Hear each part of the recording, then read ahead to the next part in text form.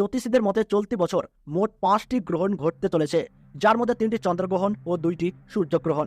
বছরের প্রথমতম চন্দ্রগ্রহণ পালিত হচ্ছে হোলির দিন, অর্থাৎ 25শে মার্চ সোমবার। বেশ কিছু রাশির জন্য চন্দ্রগ্রহণের অশুভ ও হোলির শুভ প্রভাব পড়তে চলেছে। এই বিশেষ দিনে কোন কোন রাশির কপালে দুঃখ রয়েছে, কোন কোন রাশির ভাগ্য হবে সোনায় সোহাগা, তা জেনে নিন।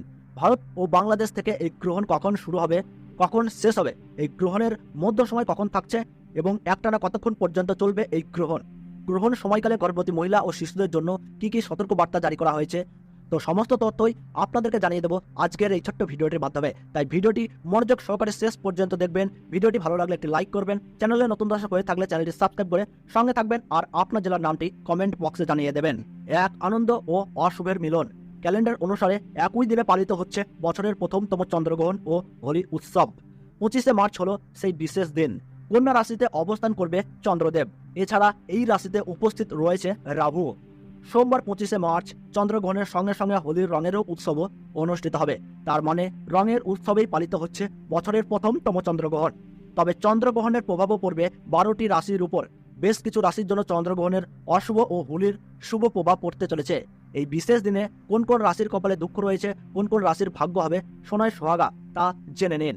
প্রথমত আপনাদেরকে জানিয়ে দেব মেষ রাশি। এই রাশির জাতক জাতিকাদের উপর গ্রহণের শুভ প্রভাব পড়তে চলেছে। এই সময় আত্মবিশ্বাস বাড়বে, স্বাস্থ্যও ভালো থাকবে, আর্থিক সংকট থেকে মুক্তি পাবেন, ঋণের বোঝাও কম হবে। মকর রাশি। গ্রহণের প্রভাব এই রাশির উপর পজিটিভ ও শুভ প্রভাব পড়তে চলেছে। পরিবারের সুখ শান্তির পরিবেশ বজায় থাকবে, বাবা মায়ের সঙ্গেও ভালো সম্পর্ক গড়ে উঠবে। কর্কট রাশি। এই রাশির জাতক জাতিকাদের উপর গ্রহণের প্রভাব ইতিবাচক হতে চলেছে। সন্তানদের নানা কাজে সুখবর আসতে পারে। পুলিশ ও সেনাবাহিনীর জন্য প্রস্তুতি নিচ্ছেন এমন পড়ুয়ারা সাফল্য পেতে পারেন। পিতামাতার সঙ্গেও একান্তে সময় কাটানোর সুযোগ পেতে যাচ্ছেন। কন্যা রাশি। এই রাশির জাতক জাতিকার উপর গ্রহণের শুভ প্রভাব পড়তে চলেছে। আর্থিক লাভের সম্ভাবনা রয়েছে, ভবনেরও সম্ভাবনা রয়েছে, আর এই ভবনের অভিজ্ঞতা হবে চিরস্মরণীয়। ধনু রাশি। এই রাশির জাতক জাতিকাদের উপর গ্রহণের প্রভাবও শুভ হতে চলেছে। জমি ও বাড়ি বা ফ্ল্যাট ক্রয়ের সম্ভাবনা রয়েছে। ব্যবসায় আর্থিক লাভের সম্ভাবনা রয়েছে।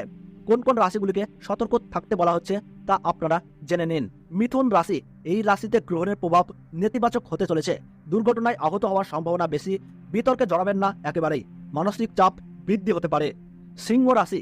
এই রাশির উপর গ্রহণ নেতিবাচক প্রভাব ফেলতে চলেছে। ব্যবসায় আর্থিক সংকট হতে পারে, বাড়িতে গৃহযুদ্ধ বাড়তে পারে, সম্মান ও মানহানি হতে পারে। যে কোনো ধরনের যন্ত্রণায় কাতর হয়ে থাকতে পারেন আপনি। স্বাস্থ্যের বিষয়ে আরও সতর্কতা জরুরি রয়েছে। বৃশ্চিক রাশি। এই রাশির জাতক জাতিকাদের উপর গ্রহণের অশুভ প্রভাব পড়তে চলেছে।